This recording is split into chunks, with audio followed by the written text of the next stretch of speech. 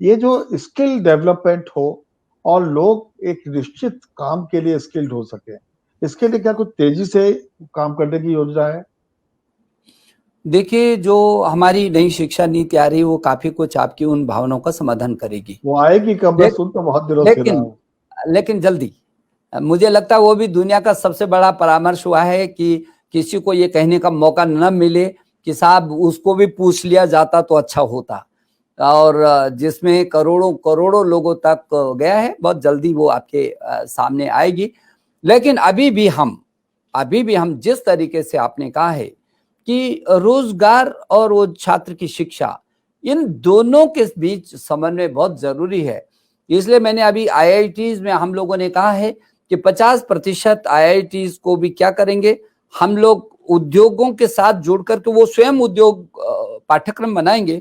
50% हमारा छात्र वहां काम करेगा, 50% वो थ्योरी पढ़ेगा। इन दोनों के बीच जो उद्योग और इस छात्र के बीच का जो समन्वय होगा, उसकी पूरी प्रतिभा का वहां निखार होगा, और वो उद्योग भी विकसित होगा, और वो छात्र भी अपने काम करते करते उसको अनुभव होगा। इसी तरीके से एआईसीटी ने अभी जो युक्ति पोर्टल, युक्ति 2 शुरू किया हमने, उसमें जितने भी मेरे बच्चों के आइडियाज हैं वो एक पोर्टल पर, एक प्लेटफॉर्म पर आएंगे, और उस प्लेटफॉर्म पर आकर के चाहे उद्योगपति है, व्यापारी है, किसान है, जो जो लोग भी अपने गांव के लिए, शहर के लिए उस मॉडल को अपना ले करके जाएंगे, वो छात्र जाएगा, उसको स्थापित करेगा। और देश के प्रधानमंत्री जी ने जो आत्मनिर्भर भारत की बात की है, उसकी बहुत तेजी से भरपाई होगी, क्योंकि गांव को समृद्ध करने का ये जो पहल और जो मार्गदर्शन प्रधानमंत्री जी का मिल रहा है, उसको हम इस छात्र से जोड़ेंगे। ये इंटर के बाद, हाई स्कूल के बाद इसके हाथ में कैसे कौशल आए।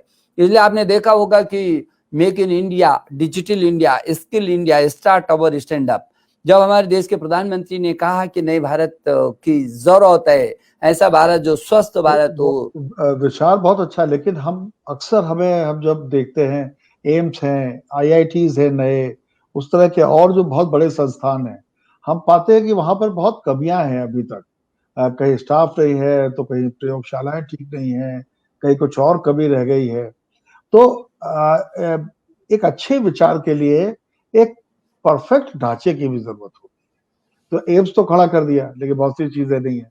आईआईटी खड़ा कर दिया, बहुत सी चीजें नहीं। तो ये जरूर देखने की बात है। लेकिन शेखर भाई, आपको इस बात को सुनकर के खुशी होगी कि हमारे जो आईआईटी हैं वो देश की ऐसी गौरवशाली संस्थान है जिन्होंने पूरे विश्व को लोग दिए हैं। और अभी आपको याद होगा कि मैं जब आगे मैंने की बात कर रहा हूँ। है जी, मैं हाँ, आगे की बात कर जी। नहीं, मैं तो अभी और आगे भी, जब जो उनको तो संजोना है, उसको तो आगे ही बढ़ाना है। लेकिन हमारे जो एम्स हैं, यदि आप पीछे 5 साल की बात करेंगे, जब से मोदी जी आए, 6 साल की बात करेंगे, तो पहले 50 साल में कितना था, कितने एम्स थे, और इस सरकार के आने के बाद कितने एम्स हुए हैं, एक, और कितने बेड बढ़े हैं, 2। और तीसरी बात, जो आईआईटी, जो आईआईटी का उसकी अवस्थापना कितनी विकसित हुई है। हमने हिपा के तहत 1 लाख करोड़ रुपए का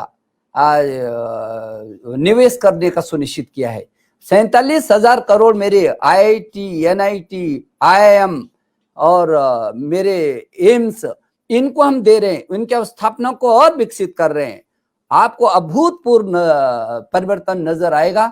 मोदी जी के नेतृत्व में इस क्षेत्र में जितना काम हुआ है, वो शायद कोई सोच भी नहीं सकता है। और जो आपकी चिंता है, हम उसको और सशक्त करते जा रहे हैं। आप यदि बेड को देखेंगे तो जितने एम्स में पहले थे, जो नए हमारे एम्स आए हैं, जो हमारे नए आईआईटीज आए हैं, बहुत तेजी से आगे बढ़ रहे हैं। और हमारी चिंता है, हम तो इसको पूरी दुनिया का ज्ञान की महाशक्ति बनाना चाहते हैं। हिंदुस्तान, हमारी दौड़ तो लंबी है, छोटी नहीं है।